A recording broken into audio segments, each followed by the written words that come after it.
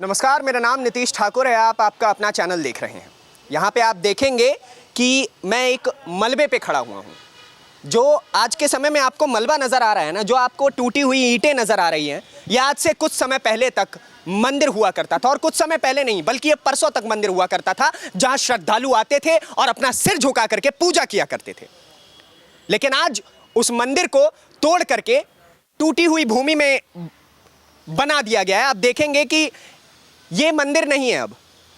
अब मैं आपको आगे के दृश्य दिखाऊंगा कि किस प्रकार से इस मंदिर को बर्बाद करने की कोशिश की गई है। हमने लोगों से बातचीत की और उनके अंदर का आक्रोश आपको देखने को मिलेगा कि क्यों केवल एक ही धर्म को टारगेट किया जाता है।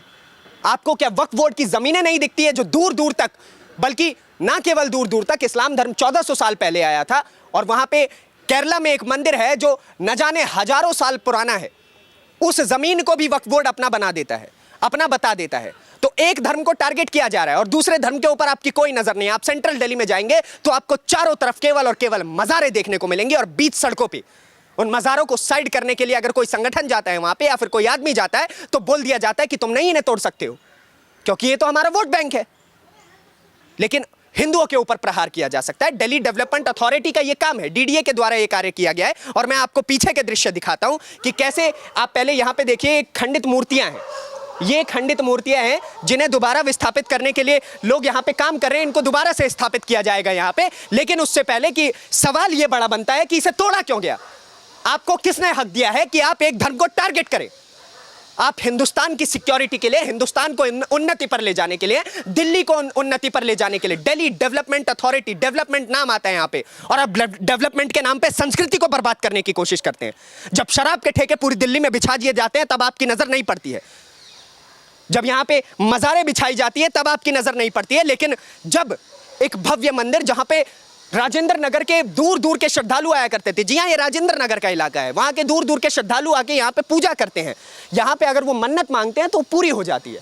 आपने उन मन्नतों के ऊपर प्रहार किया, आपने उन भक्तों के ऊपर प्रहार किया है। और ना केवल भक्तों के ऊपर, बल्कि आपने सनातन धर्म के जो देवता है, पूजनीय देवता है, उन तक पर प्रहार किया है। आपको मैं स्क्रीन पे दिखाऊंगा कि कैसे, आप देखिए कि कैसे इस शिवलिंग को भी तोड़ा गया है जिसे पूजा किया जाता है। और ये आज का मंदिर नहीं है, ये मंदिर आज से सैकड़ों साल पुराना है। और सैकड़ों साल पुराने मंदिर पर इस प्रकार का प्रहार देखिए आप। और यहां पे देखिए आप कि किस तरीके से ये यहां पे मूर्ति खंडित की गई है। छैनी और हथौड़ा यहां पे रखा हुआ है, और ये छैनी हथौड़े का प्रहार नहीं है साहब, ये बुलडोजर का प्रहार है।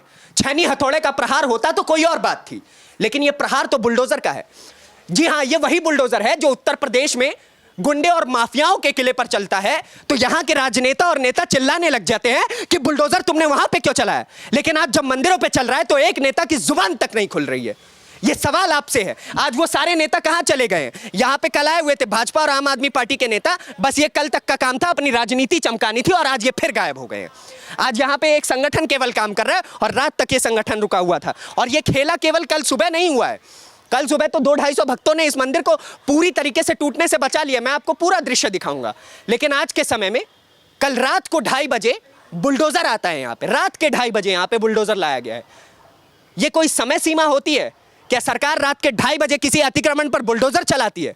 बल्कि उत्तर प्रदेश में गुंडे और माफियाओं के ऊपर भी, चाहे वो मध्य प्रदेश हो या फिर असम हो, वहां पे गुंडे और माफियाओं के किलों पे भी रात के 2:30 बजे प्रहार नहीं किया जाता है साहब। और प्रहार किया जाता है ना तो गुंडे और माफियाओं के ऊपर किया जाता है, हमारे देवताओं के ऊपर नहीं। आपको मैं आगे के दृश्य दिखाता हूं।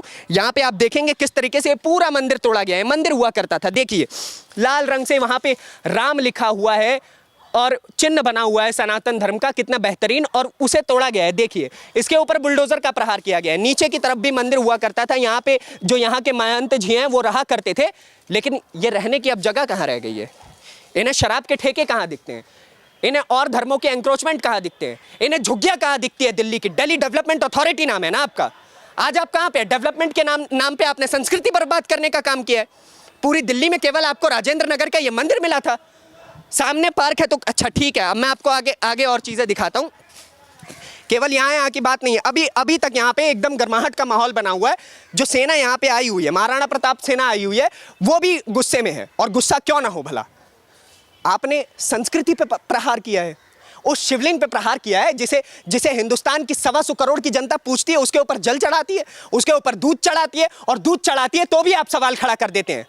कि दूध क्यों चढ़ा रहे हो, दूध बर्बाद क्यों कर रहे हो, केवल सनातनियों के ऊपर प्रहार किस बात का। ये देखिए, ये भी मंदिर हुआ करता था, इसे भी तोड़ा गया है। और ना केवल ये, आपको मैं और दिखाता हूं, यहाँ पे ये भी मंदिर हुआ करता था, लेकिन आज ये मंदिर रह कहाँ गया है।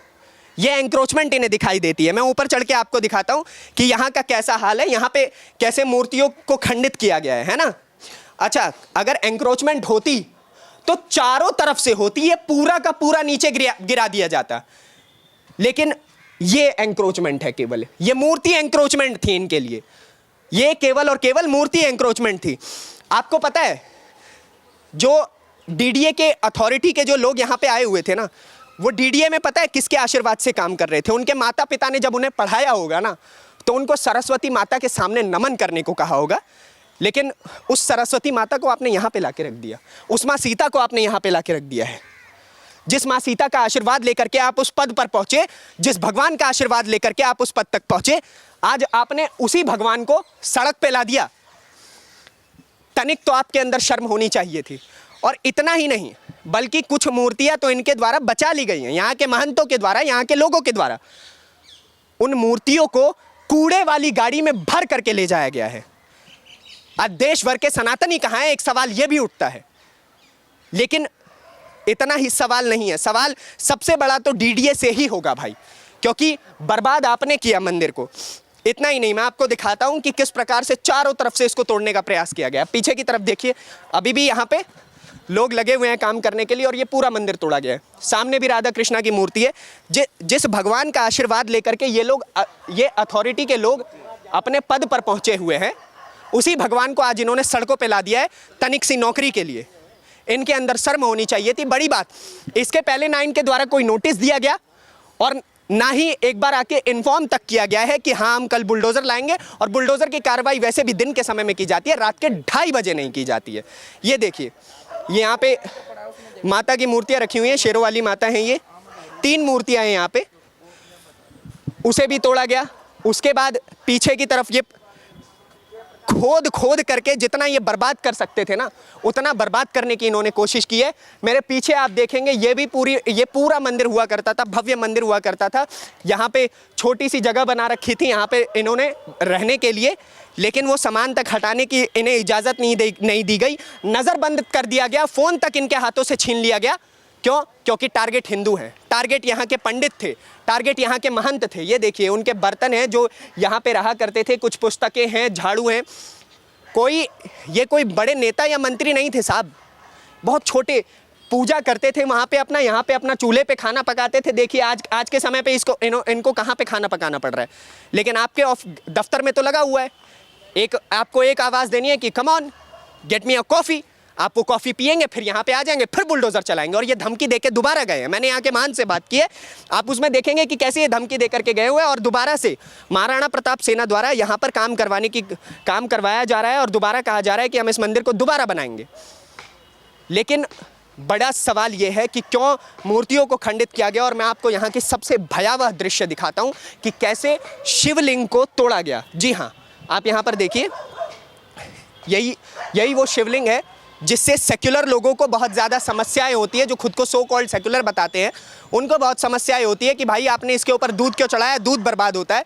लेकिन अब तो दूध चढ़ाने के लिए शिवलिंग को रखा ही नहीं गया, वो तो महंत जी द्वारा इसे बचा लिया गया, वरना तो इसको भी ये लोग कूड़े की गाड़ी में भरकर ले जाने वाले थे। मैंने महंत जी से बात की तो उन्होंने मुझे बताया, ये बहुत ही बुरी बात है कि आप एक धर्म को टारगेट करते हैं। अगर आपको एंक्रोचमेंट हटानी है, आप काम कीजिए, लेकिन इस मंदिर से क्या, जो सैकड़ों साल पुराना मंदिर है, इस मंदिर को 100 साल हो गए हैं। यहाँ पर इनकी तीसरी पीढ़ी, इन महंत की तीसरी पीढ़ी यहाँ पर काम कर रही है, और आज ये लोग बर्बाद करने का काम कर रहे हैं। जो लोग मंदिर बना नहीं सकते वो तोड़ने का काम कर रहे हैं। दोबारा हम उसी जगह पे आ पहुँचे। लेकिन अंत में बड़ी बात मैं यही कहना चाहूँगा कि अगर आपको एक धर्म के लिए काम करना है तो ऐसा मत कीजिए। आप दिल्ली डेवलपमेंट अथॉरिटी हैं, दिल्ली के डेवलपमेंट के लिए काम कीजिए, बर्बाद करने के लिए उसे काम मत कीजिए। और डेवलपमेंट के नाम पे कम से कम संस्कृति को तो मत बर्बाद करिए। बड़ी बात यह है, आज दोबारा मैं उसी जगह पे आ पहुंचा हूं जहां से मैंने इस वीडियो की शुरुआत की थी।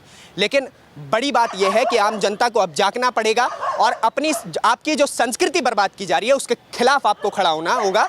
डेवलपमेंट के नाम पे कभी भी संस्कृति बर्बाद नहीं होनी चाहिए। खैर, इस वीडियो में इतना ही। अगली वीडियो में आपसे फिर से मुलाकात होगी, तब तक के लिए दीजिए इजाजत।